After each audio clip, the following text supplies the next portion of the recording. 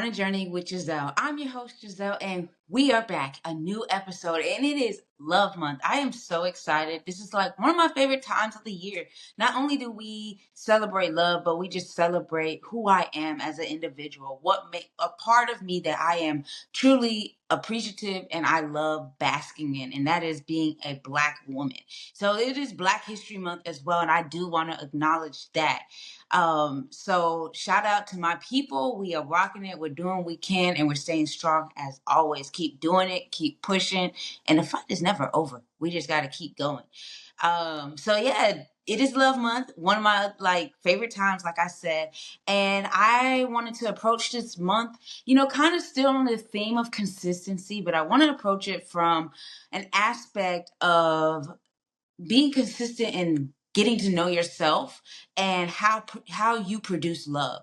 And I wanted to start this month off talking about self-love. I know we have our own definition and that's great. And I've had to learn about what self-love is. And the biggest thing that stood out to me on my journey of learning what self-love is the theme of the year, one of the themes of the year, and that is consistency. You have to stay consistent in learning to love yourself. And that looks different in different seasons. So that's what we're going to talk about this month in different aspects. We're going to talk about what self-love is. We're going to talk about how you can self-love, but also incorporate others into that, and that is dating. And then another thing is, what is your attachment style?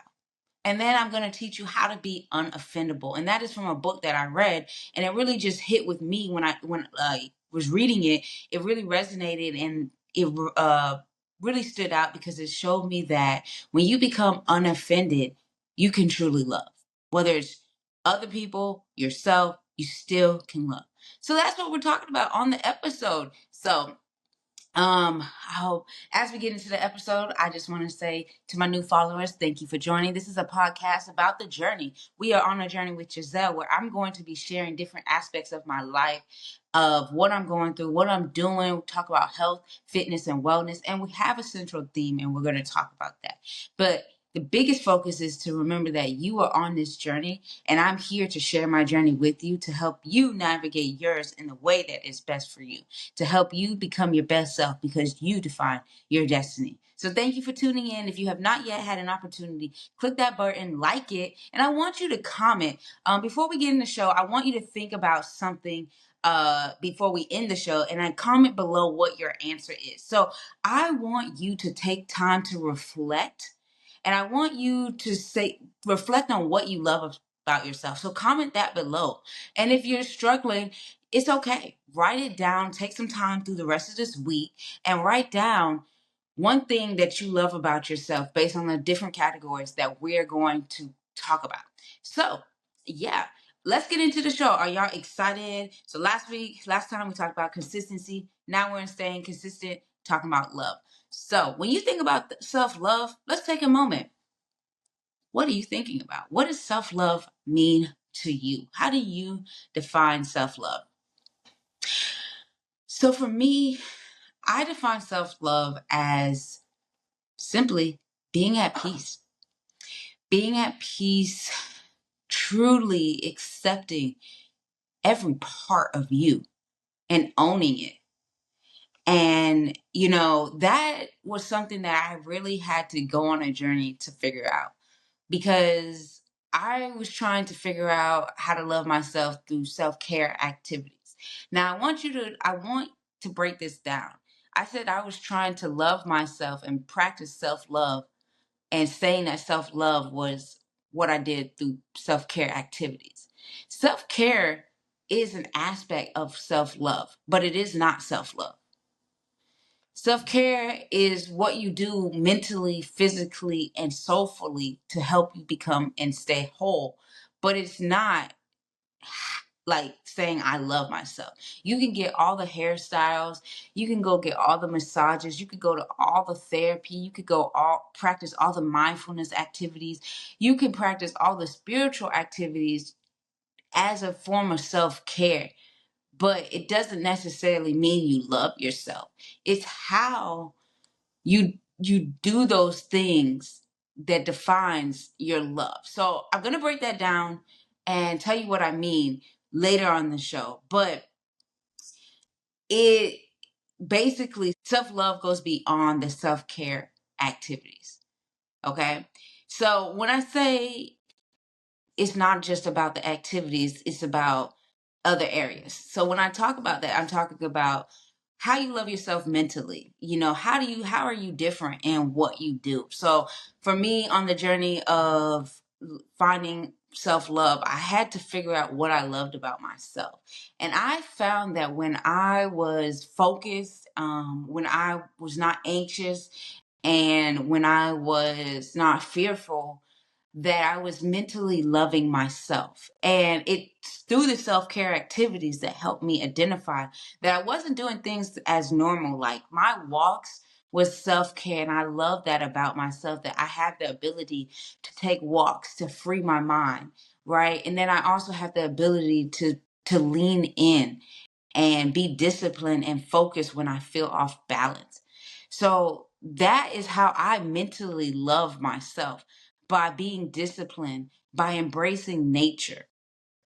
That's my personal love for myself. When I'm doing those things, I'm loving my mind.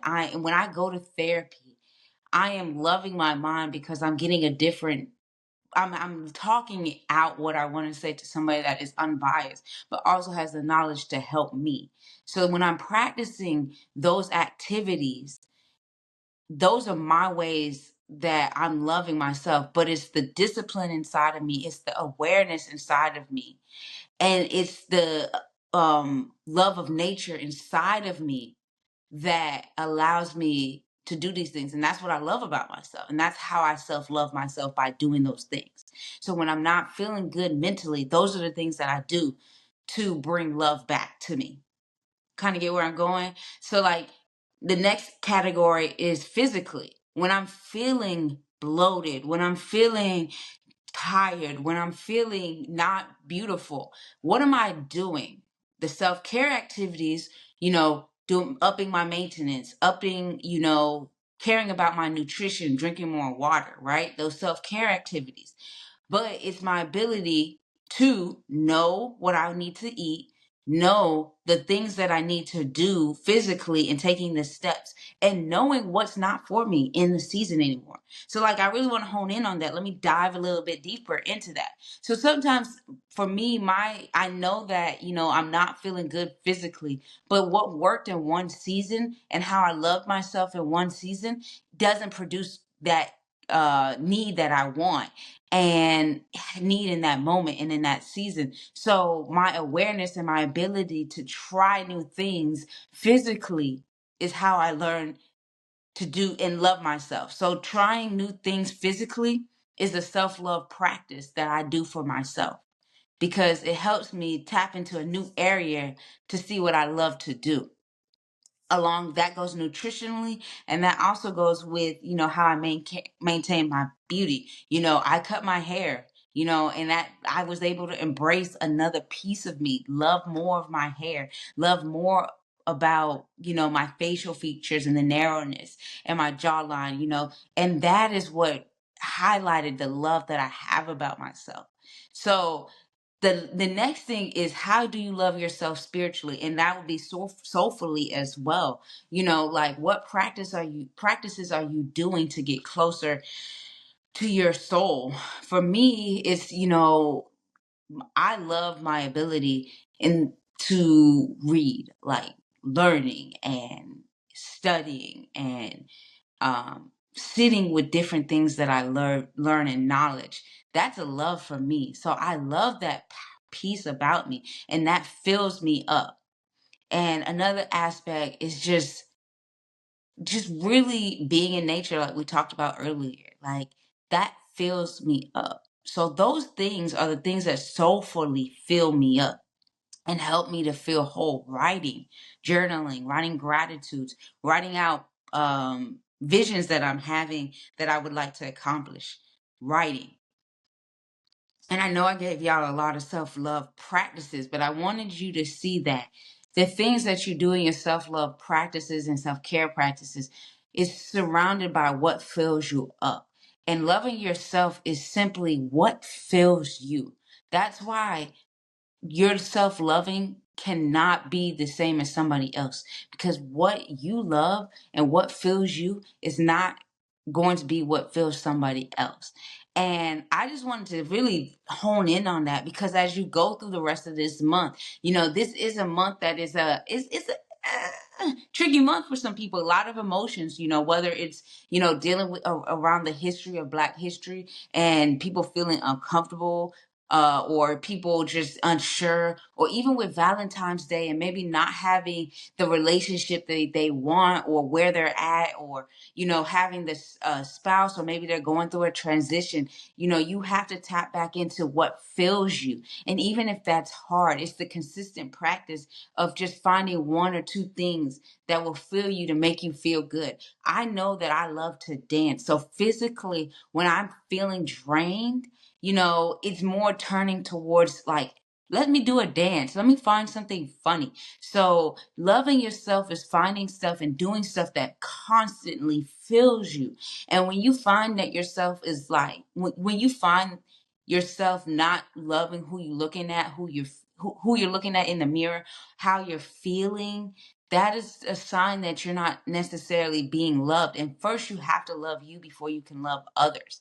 And so I want you, as we're talking about this in the next couple of weeks, to really take a self evaluation of yourself. That's going to be the first step, to take a self evaluation of yourself and think about what makes you unique, but it also differentiates you from others. That's going to show you how you fill yourself up. I'm not saying like everything got to be different. If going to get your nails done, going to get your hair done, that self-care practice that fills you, that's good.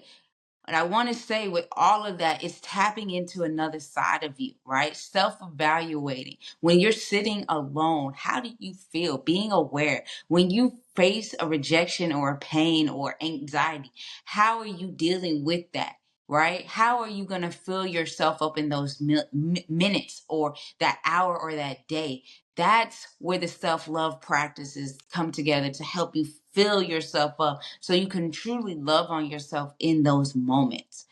And before I get into the next tips, I really want to just share a personal example. I brought it up in therapy, but so for me, I had dealt with rejection at once. I got rejected, and for me, I don't like rejection. I don't like being told no. I do have things, abandonment and rejection issues that I am working through. But something that I brought up to my therapist, and I just, I told my therapist, I said, hey, when I recently dealt with this and it caused anxiety and I didn't like it, and I instantly wanted to turn to a negative coping skill. At that time, drink a bottle of wine. Not gonna lie to you. Didn't want to drink the whole bottle because I'm not a whole bottle type of wine person, but I did want to drink wine. And I told my therapist, I said, but I knew that wasn't going to make me feel better.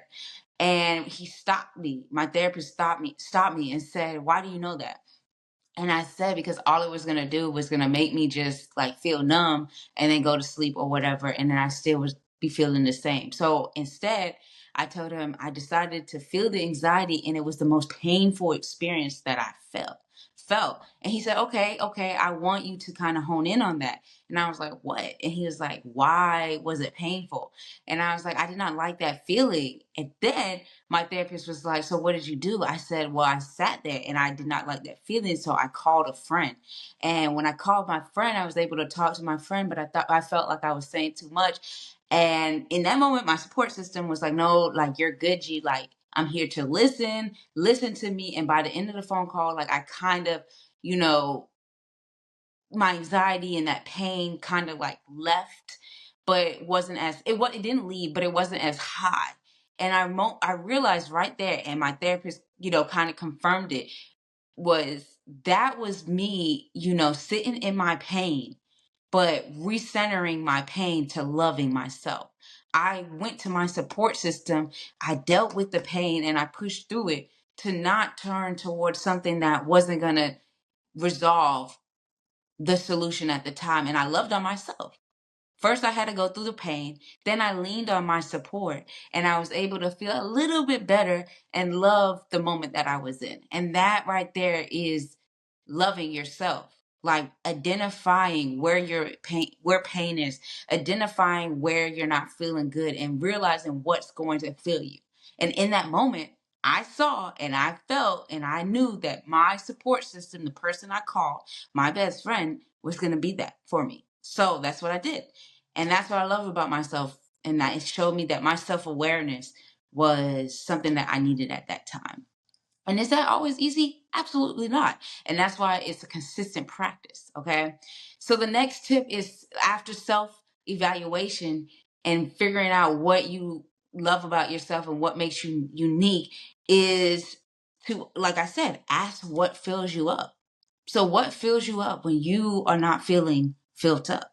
Or when you're feeling low, or when you're feeling in pain, or when you're feeling angry? What can fill you in those moments? Those are that's what you need to ask yourself. Write it down. Write a list of it so you can turn to it. It's like a safety plan. I don't know if anybody's heard of a safety plan, but that is a plan that, when you work with individuals, that you create to help them from returning to a negative behavior that's not beneficial towards them or others. Is you create a safety plan. And then next, you're going to ask, along with that, asking what fills you up, you want to ask what makes you feel good. So for me, to use that as an example, I was aware that I was not feeling good. I felt pain. I felt anxiety. I did not like how I felt. I knew that reaching out to what would fill me up would be to reach out to my support. So I reached out to my support. What made me feel good was being able to talk to my support, talk through the anxiety and the pain that I was feeling. And that is what helped me identify like how I could love myself in that moment. And loving yourself looks different in different situations. It's a moment by moment, but once you answer these questions, practice these tips, you're going to create a list of things that you can turn to in different situations. Not all situations are the same, but when you love yourself and when you practice that, it's going to help you have a book, and it's going to help you have a resource for yourself to become your best self. And I really wanted to just share this with y'all because I think it's important as we're going into these next months, especially this month of love and the center around this month, outside of the wonderful Black history, is love. Like, it's love. So like I said at the beginning, I want to emphasize this is a consistent, intentional practice. Loving yourself looks different in different seasons, and you just have to remain consistent. You have to remain consistent and intentional.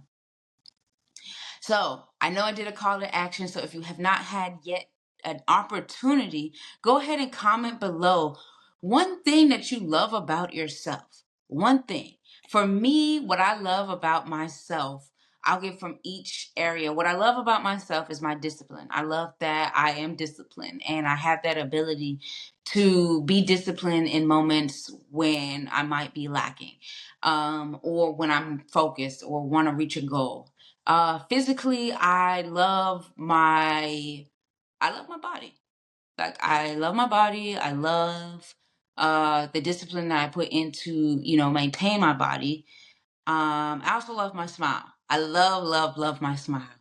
And then soulfully and spiritually, I love my desire to learn, like, and research and have knowledge, like a variety of knowledge. So that's what I love about myself.